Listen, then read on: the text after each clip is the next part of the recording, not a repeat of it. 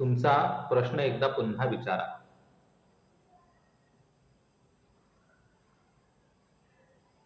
Hello, तुमचा प्रश्न एकदा पुन्हा विचारा.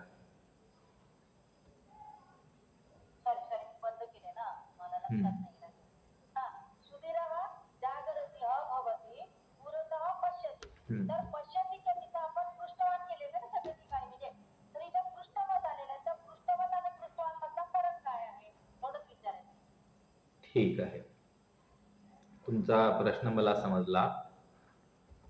आणि आता आपण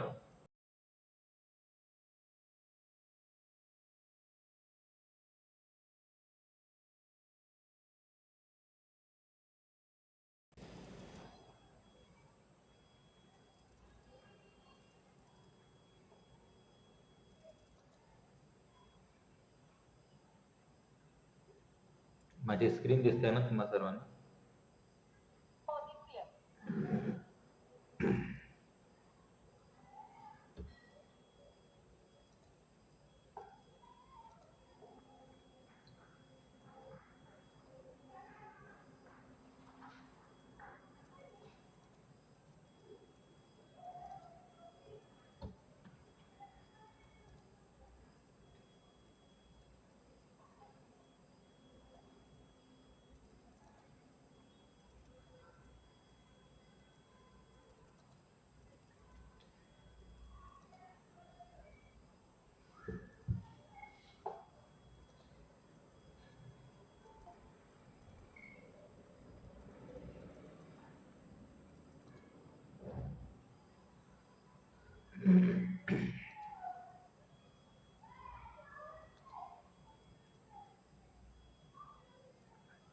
चला, आता माझी स्क्रीन, हिरवी स्क्रीन तुम्हाला दिसत असेल. तर यावर मी समजावून सांगतो. बघा, आपण जे करत होतो ना, त्याला म्हणजे जो भूतकाळ म्हणून आपण जे रूप शिकलो त्याचं नाव आहे क्तवतु प्रत्यय. इंग्रजीमध्ये दाखवायचं म्हटलं म्हणजे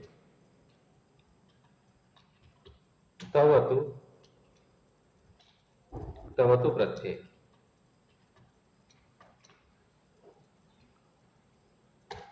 असं आपण त्याला म्हणू शकतो, क्तवतु. याला बरेच लोक कत्वतु असं पण म्हणतात, पण याचा उच्चार कत्वतु असा नाही करायचा, क्तवतु असं म्हणायचं. आणि हा जो क्तवतु प्रत्यय आहे हा धातू पासून लागतो, धातूला लागतो. म्हणजे आधी धातू आणि धातूच्या पुढे क्तवतु हा प्रत्यय लागतो. मग आता तुमचा प्रश्न होता की पश्यति याचं भूतकाळ रूप क्तवतु प्रत्यय लावून इथं दृष्टवान असं का बरं झालं? तर त्याचं उत्तर असं आहे की पश्यतीमध्ये पश हा धातू नाहीये, हा धातू नाहीये, याचा धातू दृश असा आहे. मग दृश धातूपासून जेव्हा क्तवतु हा प्रत्यय आपण लावतो, क्तवतु म्हणजे तेच वान, वती, वत. थोडक्यात क्तवतु म्हटल्यापेक्षा दृश आणि वान असं म्हणूया आपण, म्हणजे तुम्हाला सोपं जाईल समजायला.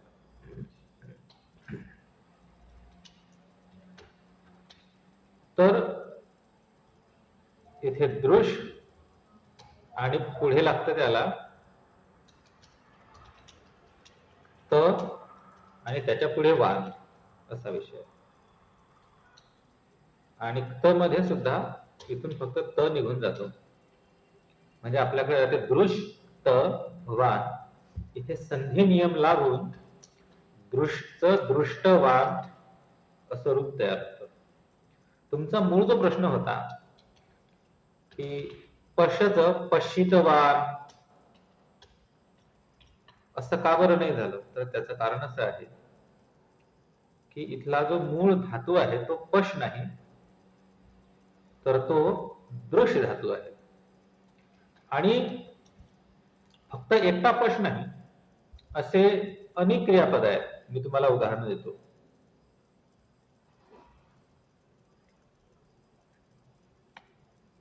बघा,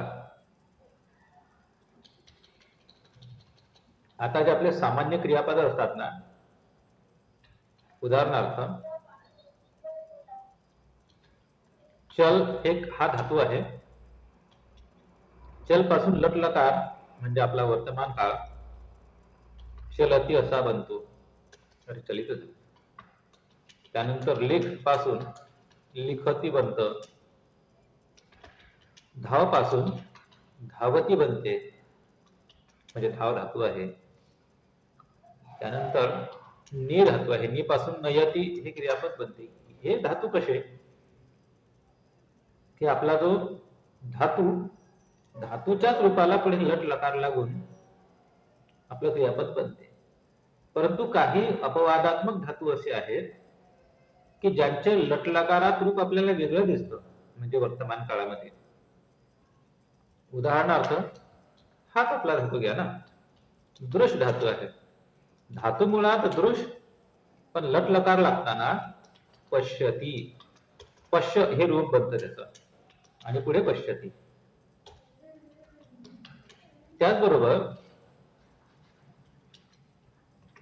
गम धातू आहे. गम धातूचा सुद्धा गच्छ असा आदेश होतो, आणि पुढे गच्छती हे रूप बनतं त्याचं. आणखी एक आहे बघा, पा धातू आहे. पा धातूचं पाती असं क्रियापद नाही होत. इथं पा पासून पिब असा आदेश होतो त्याचा, आणि पुढे पिबती हे क्रियापद बनते. आणखी एक क्रियापद आहे तसं, स्था धातू. स्था धातूचं स्थाती असं होत नाही. इथं स्थाच्या ठिकाणी तिष्ठ असा आदेश येतो, आणि पुढे तिष्ठती असं क्रियापदाचं रूप आपल्याला पाहायला मिळतं. अजून एक आहे,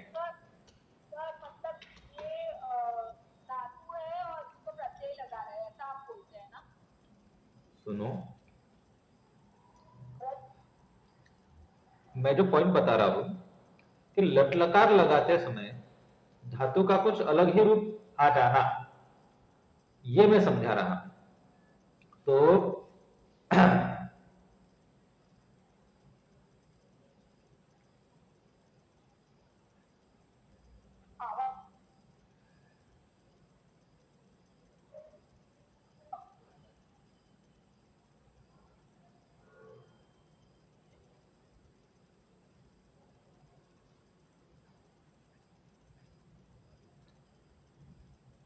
हाँ, तो आता माझा आवाज येत असेल.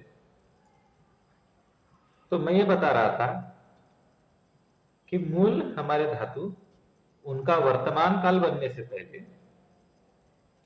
कुछ अलग ही रूप आ जाना, ऐसे धातुओं के बारे में जब हम भूतकाल बनाते हैं तो थोड़ा हमें सावधानी रखनी चाहिए. जैसे प्रच्छ धातु है, तो इसका पृच्छ ये आदेश आता है, और फिर ये पृच्छति ऐसा क्रियापद बन जाता है. तो अब ये जो पहला ग्रुप मैंने बताया ऊपर वाला, इनके भूतकाल तो तव प्रत्यु प्रत्यय लगाकर बहुत आसानी से बन जाते हैं. जैसे मैं एक करके दिखाता हूं. चलती का चलितवान, उसके बाद लिखती का लिखितवान. अब ये जो धाव है, धाव का धावितवान यानी दौड़ा. और नी का नीतवान लेकर गया. और यही आमतौर पर होता है, ये सामान्य चीज है, कॉमनली यही होता है. लेकिन जो स्पेशल किस्म के धातु हैं कि जिनके केस में कुछ अलग ही शब्द हमें आदेश के रूप में देखने को मिलता है, उनमें क्या है कि यहाँ क्रियापद तो पश्यति बना, लेकिन जब इनका भूतकाल हम तवतु प्रत्यय लगाकर बनाते हैं तो वो धातु के अनुसार चलता है। अब यहां जी धातु देखिए, धातु है कौन सा, हाँ जी, धातु यहां दृश है, तो तवतु प्रत्यय धातु से लगेगा, यानी दृष्टवान।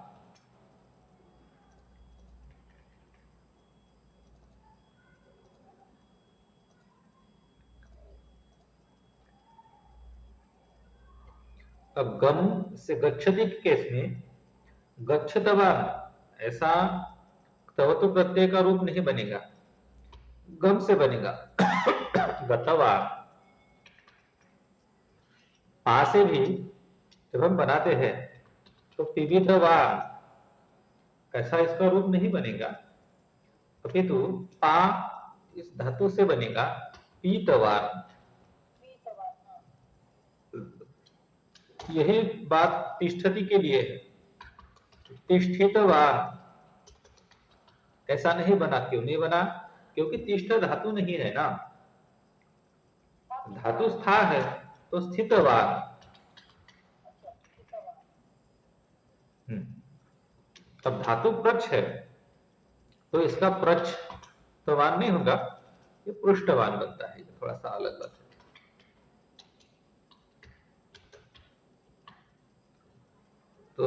तर तुमच्या प्रश्नाचं हे उत्तर आहे की हा जो आपण भूतकाळ बनवलेला आहे हा तवतु प्रत्यय लावून बनवलेला आहे। म्हणजे काय आहे, आणि हा तवतु प्रत्यय धातूला लागत असतो, क्रियापदाला लागत नाही। म्हणजे हाँ क्या,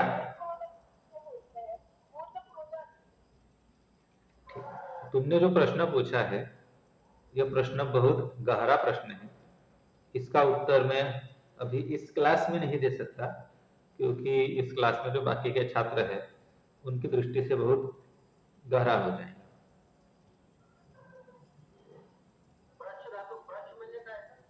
हाँ, यांचे अर्थ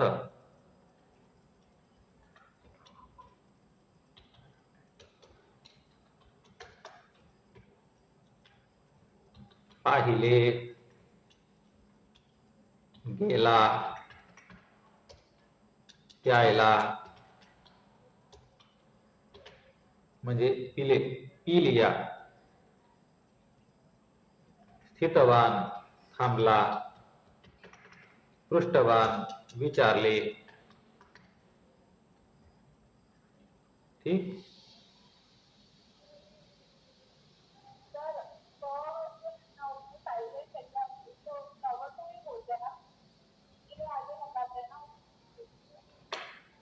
ये हमारे प्रत्यय का नाम है तवतु। इसका स्पेलिंग देखो, तुम्हें इसके आइडिया आ जाएंगे। तवतु के साइलेंट, हालांकि वो साइलेंट नहीं है, मुंह के अंदर हम उसका प्रयत्न करते हैं क का उच्चारण करने का, लेकिन क का उच्चारण मुंह से बाहर नहीं आ पाता है।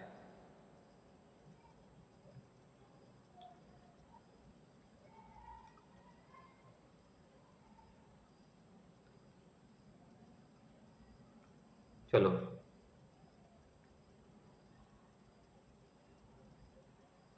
और कोई प्रश्न है इस संदर्भ में?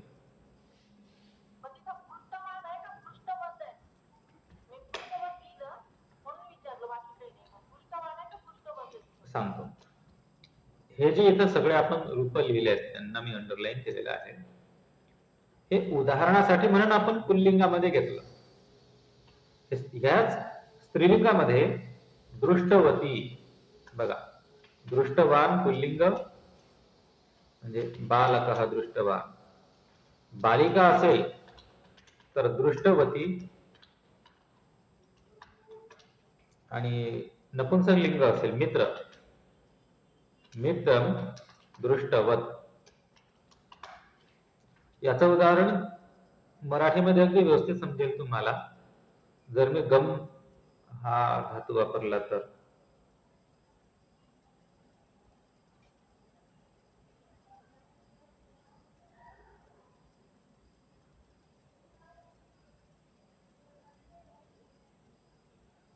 एक मिनिट, माझा डेटा संपतोय, मी लगेच रिचार्ज करून पुन्हा येतो.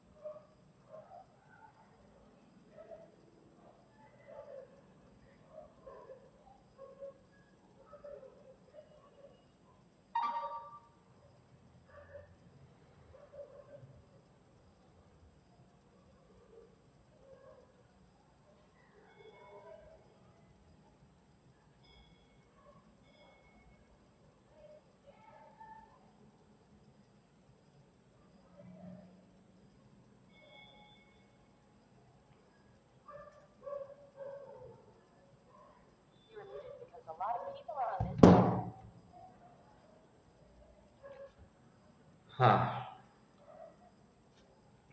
माझा डेटा संपला होता आजचा, त्यामुळे थोडा व्यत्यय आला आपल्याला.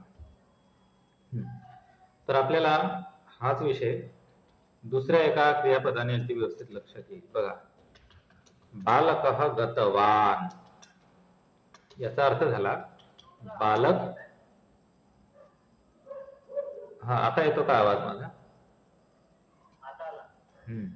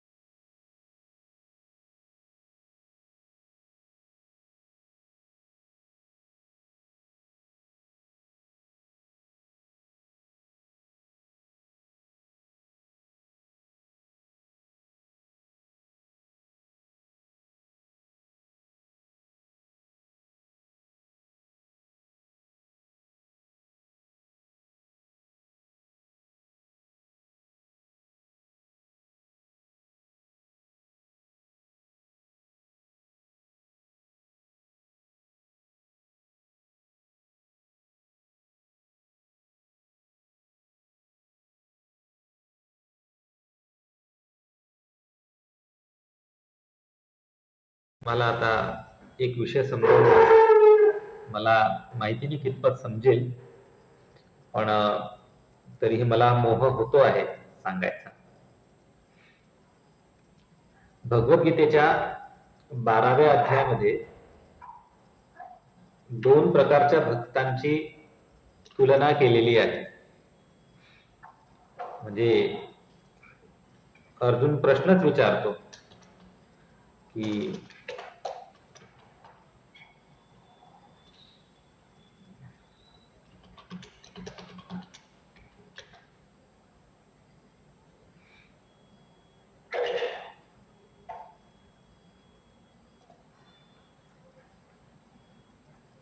एक मिनिट.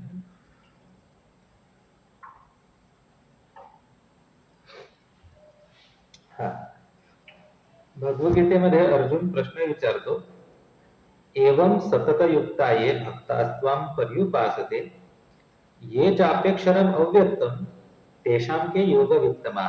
आता मी तुम्हाला याचा आणि संस्कृत आपल्या अध्ययनाचा काय संबंध आहे हे तुम्हाला अगदी लक्ष देऊन ऐका, समजावून सांगण्याचा प्रयत्न करतो. आणि आतापर्यंत जेवढेही आपल्या चर्चा झाल्या त्यामध्ये ही सर्वात महत्वाची आणि सर्वात सखोल अशी चर्चा असणार आहे. तर इथे अर्जुन प्रश्न विचारतो की हे भगवंता, जे तुझ्याकडे येऊ इच्छिणारे लोक आहेत म्हणजे भक्त, जे नेहमी तुझी भक्ती करतात ते आणि जे तुझ्या निर्गुण रूपाची आराधना करतात ते भक्त, या दोघांपैकी कोण श्रेष्ठ आहे असा प्रश्न 12व्या अध्यायामध्ये अर्जुन करतो. एवं सततयुक्ता ये भक्तास्त्वां पर्युपासते. आणि या प्रश्नाचं उत्तर देत असताना भगवान श्रीकृष्णांनी काय उत्तर दिलं, तर ते उत्तर तुम्हा सर्व लोकांना लागू पडते. आणि हे लागू पडणारं रूप म्हणजे याचा आपल्या संस्कृत व्याकरणाशी असलेला संबंध बघा, तुम्हाला अगदी आश्चर्य होईल. भगवान त्यामध्ये उत्तर असं देतात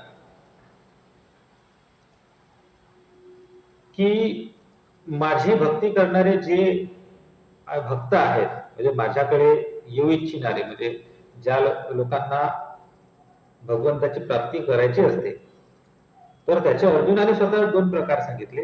एक सगुण भक्ती करणारे, म्हणजे देवाचा नाम जप करणारे, नामस्मरण करणारे, देवाच्या मूर्तीला फुलं वाहणारे, भजन करणे. आता उद्या बघा गणपती बसतील, गणपतीची मूर्ती आणून बसवणे, त्या गणपतीमध्येच त्या देवावर प्रेम करणे, हा एक भक्ती प्रेम मार्ग झाला. आणि दुसरा मार्ग काय आहे, तर ज्ञान साधना करणे, देवाचं खरं रूप जाणून घेण्याचा प्रयत्न करणे. आणि देवाचं जे निर्गुण रूप आहे, निर्गुण रूप म्हटल्यापेक्षा हे जे ब्रह्मांड बनलेलं आहे, विश्व बनलेलं आहे, पंचमहाभूत, कशी सृष्टीची कशी निर्मिती झाली, मग देव म्हणजे काय, ब्रह्म आहे का, त्याच्या कोणत्या युक्तीने आपण ब्रह्माचं ईश्वराचं अस्तित्व सिद्ध करू शकतो, ह्या सगळ्या गोष्टीच्या मागे लागून हे जग खरोखर कसं ईश्वराने निर्माण केलं असेल, या सर्वांच्या मागे लागून ईश्वराची प्राप्ती करून घेणे. तर हा एक मार्ग आहे. दुसरा मार्ग आहे, मग अशा वेळेस भगवान काय म्हणतात की मय्यावेश्य मनोयेमा, मय्यावेश्य मनोयमा नित्ययुक्ता उपासते श्रद्धया परयोपेतास्ते युक्ततमा मता. म्हणजे जे भक्त अगदी प्रेमाने माझी उपासना करतात ते मला फार आवडतात, त्यांच्याकरता मी अगदी फार सहज आणि सोपा आहे. परंतु आता याचा दुसरा भाग काय आहे, तिसरा श्लोक जो आहे ना 12व्या अध्यायाचा, त्यामध्ये भगवान काय सांगतात, हे तू अक्षरम अनिर्देशम अव्यक्तम पर्युपासते सर्वत्र गमचिंत्यंच कूटस्थम अचलम ध्रुवम. त्यानंतर चौथा श्लोक, संनियमेंद्रिय ग्रामम सर्वत्र संबुद्धयः ते प्राप्नुवन्ति मामेव सर्वभूत हिते रतः. म्हणजे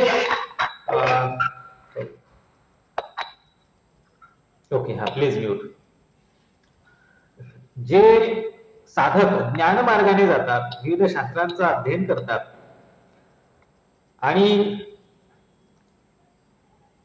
आपल्या पूर्ण जो आपल्या सर्वव्यापी ईश्वर आहे, ज्या पद्धतीने त्याने या पूर्ण विश्वाची निर्मिती केलेली आहे, त्या सर्व गोष्टींना जाणून घेण्याचा प्रयत्न करतात आणि ज्ञानमार्गाने मला प्राप्त करण्याची ज्यांची इच्छा आहे त्या भक्तांना सुद्धा माझीच प्राप्ती होते असं नाहीये. पण सर्वात महत्वाची गोष्ट जर कोणती सांगितलेली असेल तर ती 6व्या कोणाचा तरी माईक चालू बंद करा प्लीज. ओके, प्रॉब्लेम आहे. ज्यांचा माईक सुरू असेल त्यांनी कृपया माईक बंद करा. 5व्या श्लोकामधली जी ओळ आहे ना, क्लेशोधिकतरस्तेषाम सक्तचेतसाम. भगवान म्हणतात की दोन्ही प्रकारच्या भक्तांना, जे भक्त माझ्यावर प्रेम करतात, माझी उपासना करतात आणि सर्वस्व माझ्यावर सोडून देतात, तेही मलाच प्राप्त होतात. आणि जे भक्त ज्ञान मार्गाने जातात, ज्ञान मार्गाने जाणाऱ्या भक्त सुद्धा शेवटी मलाच प्राप्त होतात. दोघांचं डेस्टिनेशन फायनल एकच आहे. परंतु क्लेशोधिकतरस्तेषाम अव्यक्तासक्त चेतसाम, हा जो 5व्या अध्यायातला श्लोक 12व्या अध्यायातला 5वा श्लोक आहे ना, हा फार महत्वाचा आहे. या श्लोकामध्ये भगवान असं सांगतात की जे लोक ज्ञान मार्गाने जाऊ इच्छितात, सर्व शास्त्रांचं अध्ययन करून, त्यांना मात्र फार कष्ट सहन करावे लागतात. कष्ट म्हणजे ते सोपं नाही ज्ञान मार्गाने भगवंताची प्राप्ती करणे.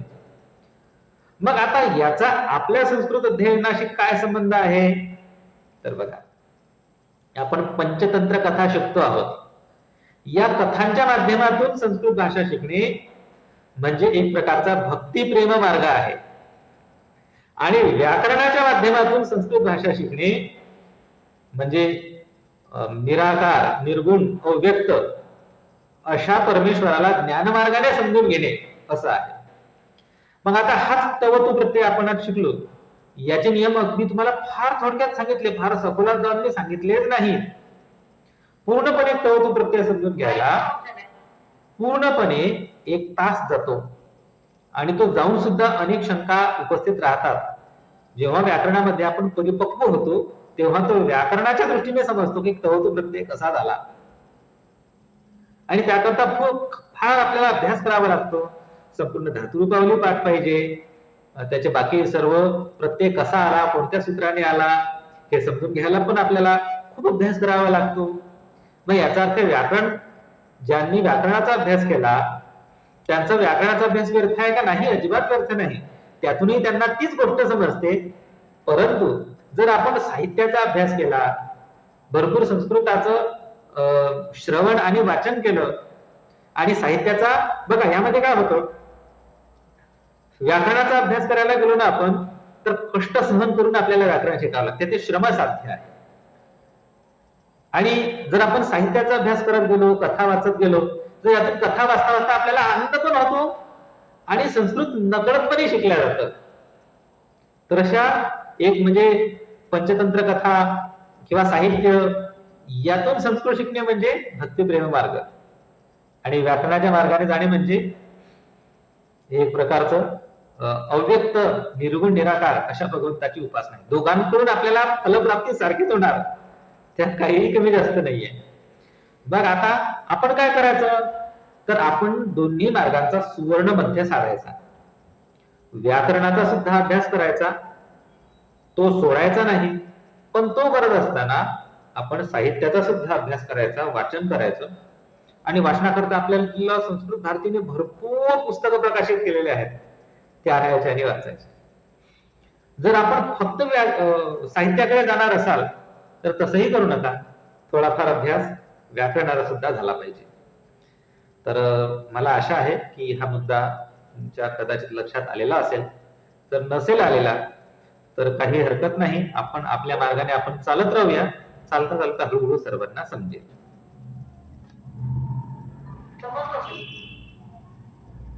संस्कृती पुस्तकाने करायला नाही घेत ना, त्याच्यासाठी छोटी छोटी पुस्तकं जसं पंचतंत्र आहेत ना तशी भरपूर आहेत. संस्कृत भारतीने भरपूर शेकड्यांनी पुस्तकं प्रकाशित केलेली आहेत.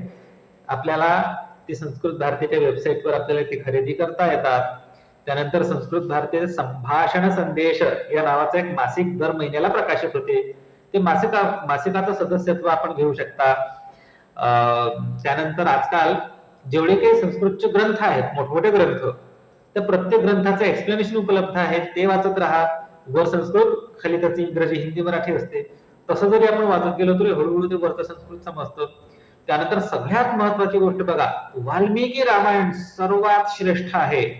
वाल्मिकी रामायण गीता प्रेस गोरखपूरने जे प्रसिद्ध केलेलं आहे ना, वर संस्कृत श्लोक, खाली त्याचा हिंदी अनुवाद दिलेला आहे. संस्कृत म्हणजे आधी श्लोक वाचायचा, मग हिंदी वाचायचं, किंवा आधी हिंदी अर्थ वाचायचा आणि तो हिंदी अर्थ संस्कृत श्लोकामध्ये शोधायचा. असं करत करत अध्यायाचे अध्याय वाचत जा. खूप छान अनुभव येतो. सर्व आपले पुराण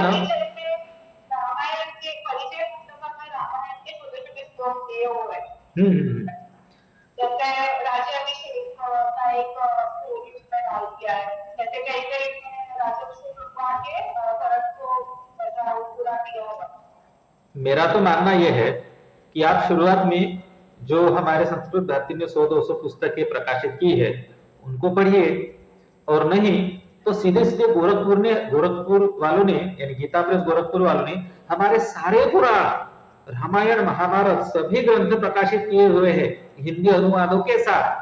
तो पहले आप क्या करना, हिंदी अनुवाद पढ़ना किसी श्लोक का, फिर उसी श्लोक का ऊपर संस्कृत में अर्थ ढूंढना. यानी पहले हिंदी में श्लोक पढ़ा, हिंदी में, फिर उसके बाद संस्कृत में पढ़ा, तो संस्कृत का श्लोक हमें फील होता है, समझ में आता है. ऐसे करते करते यदि आपने पढ़ना शुरू किया तो कब आपको हिंदी श्लोक पढ़ने की जरूरत नहीं पड़ेगी ये आपको पता भी नहीं चलेगा. आपको अपने आप फिर संस्कृत समझ में आने लगेगा, तो संस्कृत श्लोक ही समझ में आने लगेंगे.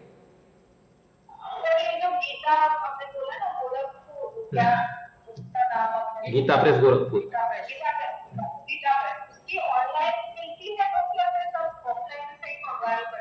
ऑनलाइन भी मिलती है, और गीता प्रेस गोरखपुर इतना प्रसिद्ध है कि हर शहर में उनका एक ना एक बुक स्टॉल तो है ही.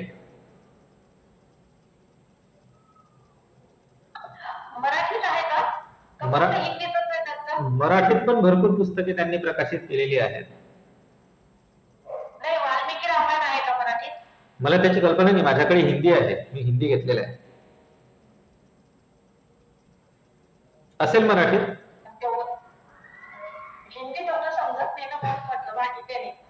काही नाही, वाचायला एकदा सुरुवात केली की येऊन जातं. आणि उलट गोरखपूर वाले नाही ऐका, आपण जे हिंदी ऐकतो ना, आपण जे हिंदी वाचतो पाहतो बॉलिवूड मधली, ही उर्दू मिश्रित हिंदी आहे.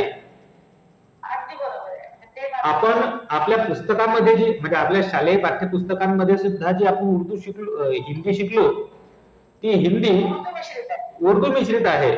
पण गोरखपूर वाल्यांची हिंदी बघा, एकही उर्दू शब्द येत नाही, ते पूर्ण संस्कृत निष्ठ हिंदी आहे. उलट ती हिंदी वाचली ना तर संस्कृत लवकर समजेल. म्हणजे एकदा गोरखपूर वाल्यांचा संस्कृत ग्रंथ नाही समजला तरी चालेल, गोरखपूर वाल्यांची हिंदी जरी समजली तरी अर्धी संस्कृत आली असं समजा.